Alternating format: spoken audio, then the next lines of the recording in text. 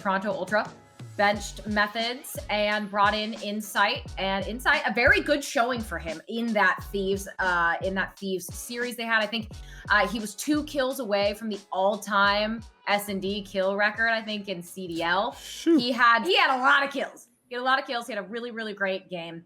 But Toronto, okay, so they do fall to Thieves, and maybe they don't have the best showing that they would hope for at the beginning of the stage. They went 0-2, but it seems like Insight is at least doing well for them. Enable, how do you look at that? Yes, you're 0-2, but Insight's doing well. I mean, it just right now, Insight does look solid, but for me, I didn't agree with the initial benching of Zinni. And it looks like a lateral move. Like, I've seen people talk about it on Twitter, where it was like Marky B's trying to just create an all-European team, and like, you know, people were gassing Insight up because he played well versus the Thieves, and they were like, oh yeah, like y'all don't know what you're talking about. Like, Insight's just a beast. He's better than Zinni. It's like, well, you still went 0-2, so it doesn't really matter. Right. I think that if they were going to make a move, they should have benched someone else for Insight. Maybe if they wanted to bring in more firepower. So they just look the same. They look average to me. I mean, 0-2, they might have more potential with Insight maybe, but I don't really see them getting any better. I don't think Insight's going to be a superstar and, you know, change Toronto into a top team. I mean, Zinni was their highest rated player in every single mode. Right. So he was playing good. So, I mean, this is not to say Insight's bad, because I feel like when you say one thing, everyone takes it like as an insult. You got to be really careful nowadays. Right. People are a little bit emotional. Insight is fine. He's good. He came in, had a really good series. He had 18 in the S&D, but they lost. Like, I mean, what did that move really accomplish? I think that both things could be true. I do think that Mark was trying to make an all-European team. How Toronto got to this point with this roster, beyond me, if you look at how they started. Right. That does not mean that Insight's not also talented. Both those things can be true.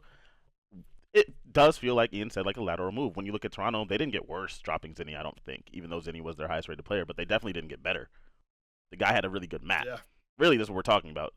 His stats across the board were, for a main AR, what they're supposed to look like, but then he had a really good map. Zinni also had a really good map the other day. He 1v4'd on Moscow, and everyone's going crazy, right? Like, but people forget these little moments because in the grand scheme, they don't really matter. All that matters is how good the team really is as a unit, and the team's okay. Like, it didn't really accomplish much. You didn't pick up a superstar. You picked up another solid player, but Zinni was already that. If there was turmoil within the team that we don't know about, maybe it was a vibe issue. I never heard anything like that at all. I never heard that from anyone that's team with Zinni before. I don't think he's the person that causes those kind of issues. I would like to. I don't really know. I would like to know, like, the reasoning. I know it's never going to come out specifically, but like, what was the reasoning? Was it an internal issue thing, like you said?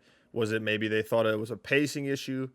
Because in my eyes, it looks like a lateral move, pointless. Like, why would you? Because now, if you are worse, I don't think they're going to be able to get much better than they were with Zinni. But now if you are worse, you can't just bring Zinni back, like bench Insight and then bring Zinni back. That's not how it works. Yeah, well, so Ian, something you touched on a little bit earlier about this, you said maybe bring Insight in for someone else instead of Zinni. Who would that be for you to have Insight get the most bang for your buck if he is coming in? Well, so, Katie, the thing is I don't know if Insight is like only a main AR player. I don't know much about him. Obviously, I know he can run the main AR pretty well because they benched Zinni for him and he did his thing. But if he could maybe be a flex player or like the player who's running the QBZ, I would bring him in for one of the other three who isn't playing that well. I mean, I guess, John, you'd probably say Bance has been playing the worst. In my opinion, he's been playing the worst. I really like Cammy and Kleenex as kind of that duo. So, like, if Insight was versatile enough to not have to run a main AR, I think having him and Zinni on the same team would have been more beneficial. I mean, that's the thing, though. So we know that Zin's just a main AR. Yeah, Zin's not running nothing else. But Cammy's been their best player, probably, like, or most impactful, and he's their flex, right? He's the one that pulls out whatever it may be. Do you take him off that role to put Zinni and Insight together? We don't have no idea how that would impact their team. and the roles and how good Kemi's been playing. But It's also I mean, one less as it European. is, You know, if Zim was on Can't the team. have that. So. So the problem being basically, and this is something we talked about previously in other reverse sweep shows, was a lateral move. Great.